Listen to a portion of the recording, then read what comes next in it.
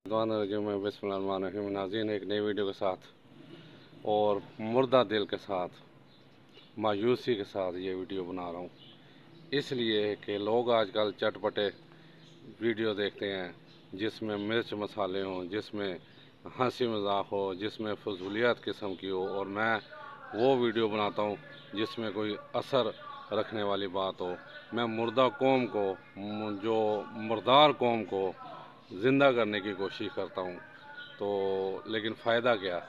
यानी देखता हूँ कि मुझे कितने लोग देखते हैं, तो दुख होता है कि ये मैं भी अगर मिर्च मसाले लगाऊँ या किसी एक सियासतदान को पकड़ लूँ, मसलन खान साहब को ही पकड़ लूँ, तो अब तक मेरे जो है ना अपना सब्सक्राइबर भी जो है ना वो तकरीबन 2-4 हज़ार हों, और देखने वाले भी लाखों में नहीं तो हज़ारों में ज़रूर हों। लेकिन फिर भी कोशिश कर रहा हूँ कि अल्लाह करे ये कौम जाग जाए। दो इशू में ऐसे मेरे पास आए जिन पे डिस्कस करना ज़रूरी समझ रहा हूँ।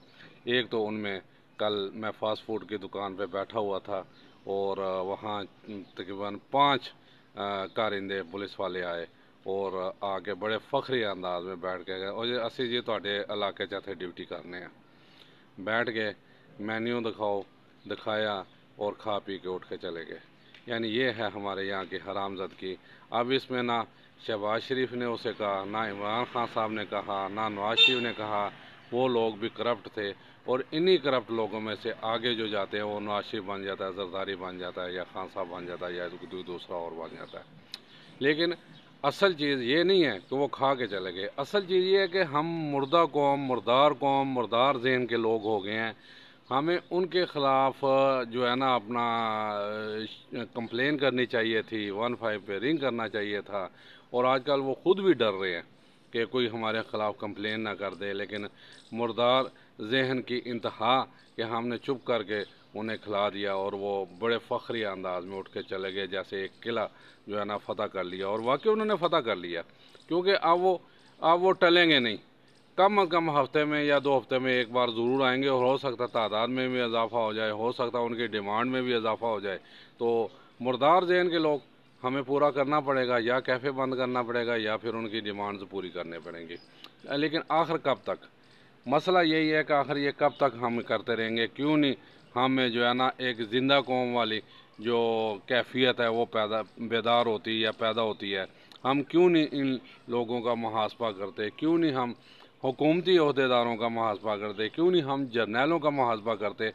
दूसरी तरफ आएँ, कल हमारे अजीज़, क्योंकि हमारे अजीज़ का पिछली मैंने वीलॉग में बताया था कि ये कार्डियालू की जी का जो हिसाब किताब हुआ उसमें एडमिट हो गया अल्हम्दुलिल्लाह। अब देखें उनका ऑपरेशन 1 हफ्ते तक हो जाएगा बाईपास का। सबसे पहले तो उनके लिए दुआ करें, अल्लाह ताला का ऑपरेशन को कामयाब करें और वो रूह बासेहत होकर घर आएँ। उनकी बीवी और उनका बेटा, यानी मेरी भाभी और मेरा भतीजा यहाँ आए, न्याजी ने कोच में बैठे। जैसे ही एबटाबाद से निकले उन्होंने एसी बंद कर दिया। कहता जी एसी जो है ना ख़राब हो गया। अब तकरीबन वो बड़ी बस थी, 72 सीटर वाली बस तकरीबन होती है, ठीक है। उनमें से एक मर्द मुजाहद उनसे तने तनहा लड़ के नहीं, वो अकेला था। जब बाद में उसने कहा जी मेरा टिकट दो, मैं इस बस में सफ़र नहीं करता। उन्होंने भी गनीमत जाना कि ये रफड़ी बंदा, ये ना हो बाकियों को भी होश आ जाए, बाकियों की भी गैरत जाग जाए। तो उन्होंने फ़ौरन उसे पैसे दिए और वो उतर के चला गया। यानी कि 72 बंदों में से एक बंदे ने उठ के अपना हक इस्तेमाल किया और पैसे लेके निकल गया। बाकी जो जितने भी थे वो मुर्दार जहन, मुर्दा दिल, वो लोग बैठे रहे हैं। और तकरीबन 5 घंटे इंतहाई गर्मी में, क्योंकि आपको पता है कि एसी वाली बसों का जो है ना शीशे भी जो है ना एयर टाइट होते हैं, और अंदर अगर कोई सांस वाला या कोई ऐसा कमज़ोर दिल वाला बंदा होता तो फोड़ के मार जाता। लेकिन उन्होंने सफ़र किया और बुरे हाल में यहाँ पहुँचे। जनाब, हम कम तक ये मुर्दा जहन और मुर्दा दिल के साथ जिएंगे? इससे तो मौत अच्छी है। वो टीपू सुल्तान ने कहा था ना कि 100 दिन की ज़िंदगी से एक दिन की शेर की ज़िंदगी बेहतर है। वो शेरों की तरह जिया और शेरों की तरह शहीद हुआ। लेकिन अब यहाँ तो सवाए मुर्दार जहन लोग, बीमार लोग, मफाद परस्त लोग और कीना परवर लोग, यानी मैं अब क्या क्या कहूँ, ہم پاکستانی قوم بیمار قوم ہے، بیمار ذہن کی قوم ہے.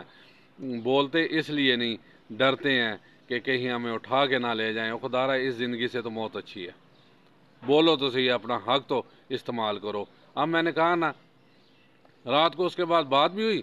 میں نے کہا جناب میں ہوتا میں تو سیدھا 15 پہ کمپلین کر دیتا اور انہیں جو ہے نا ان کو حراست میں لے لیا جاتا. باقی اللہ مالک ہے، ہم ہمت تو کریں نا.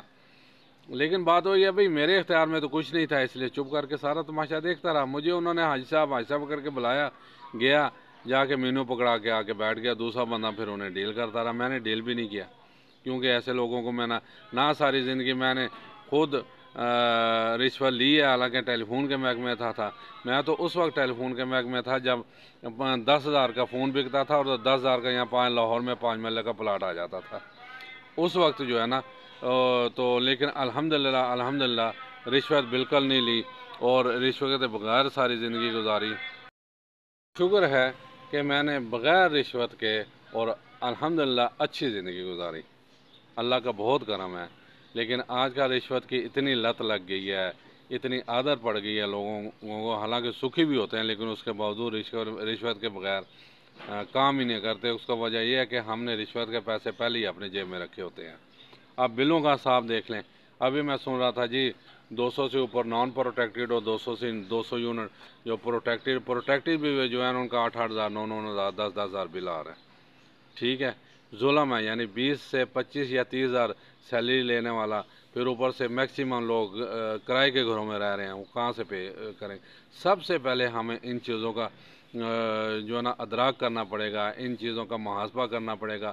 پھر کوئی اگر کرپشن لیتا ہے تو پھر اسے جو ہے نا کیفر کردار تک پہنچانا چاہیے. لیکن حکومت بھی مست ہے، وہ اپنی مستیوں میں مست ہے. انہوں نے 25 سے 30% اپنے کرائے مزید بڑھا لے، پٹرول کا خرچہ بڑھا لیا اور غریبوں پہ بوجھ ڈال دیا. پھر روتے ہیں اور حیرانگی کی بات ہے ہم مان بھی جاتے ہیں کہ جی انہوں نے بڑی ہمدردی ہے ساڈی، انہوں نے بڑی ہمدردی ہے. وہ موج کر رہے ہیں بھیا.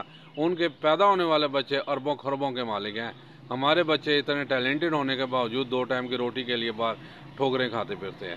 یہاں ہے کیا مجھے بتائیں؟ لیکن بات وہی ہے کہ میں دیوار سے ٹکرے مار رہا ہوں، میں پتھر سے ٹکرے مار رہا ہوں، پتھروں سے سر مار رہا ہوں. میرے آگے ایک مردار قوم ہے، میرے آگے ایک مردہ قوم ہے، میرے آگے ایک بیمار قوم ہے.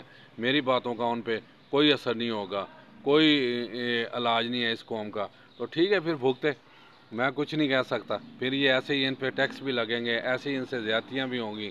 تو بس وہی جلب ان کے گھر میں باتیں کر کے، یا زیادہ ہم بہت ہی بہادری کرتے ہیں تو اپنی بیوی کو گالیاں نکال دیتے ہیں، اسے سلواتے سناتے ہیں. جب وہ کہتی ہیں جی بل آیا ہے یا کرایہ آیا ہے یا خرچے کے پیسے ختم ہوتے ہیں، الٹا اس پہ غصہ ڈال کے ہم بہت بڑی بہادری سمجھتے ہیں کہ بہت بڑا کارنامہ ہم نے سر انجام دے دیا. تو بھائیو، جب بھی اس ملک کہ اگر تقدیر جاگی، مجھے تو اب لگتا ہی نہیں اور میں کچھ خوش فہمی میں نہیں ہوں کہ ایسی قوم جو ہے نا دیر پا رہ سکتی ہے. اللہ کرے میری باتیں جھوٹ ثابت ہوں. اللہ کرے یہ قوم جاگ جائے، مجھے خوشی ہوگی. لیکن لگتا یہی ہے کہ جو سورہ بقرہ میں کہا ہے کہ اگر کوئی قوم اپنے حالت بدلے کا نہیں سوچتی تو پھر دوسری قوم پہ میں اس پہ مسلط کر دیتا ہوں. کون کہتا ہے؟ جی اللہ تعالیٰ کی ذات کہتی ہے، اور وہ کبھی جھوٹ نہیں بولتے. جھوٹ سے مبرہ ہیں. ہم لوگ جھوٹ بولتے ہیں، ہم لوگ ریاکاری کرتے ہیں، ہم لوگ بے ایمانی کرتے ہیں. لیکن دیکھیں کہاں تک یہ اس کی رسی دراز ہوتی ہے. آخر ایک دن کھینچی جائے گی، آخر ایک دن ہمارا بھی محاسبہ ہوگا اگر ہم نے اپنے آپ کو نہ بدلا. امید کرتا ہوں کہ اللہ کرے یہ قوم جاگ جائے. لیکن ہے بہت مشکل بلکہ ناممکن ہے. اب تو میں اتنا مایوس ہو چکا ہوں کہ اس کے علاوہ کچھ نہیں کہہ سکتا ہوں. امید کرتا ہوں جی چند لوگ جو میرے طرح کے سر پھرے ہوئے یہ ویڈیو ضرور دیکھیں گے اور اسے لائک بھی کریں گے. اجازت چاہتا ہوں جی. السلام علیکم ورحمۃ اللہ وبرکاتہ.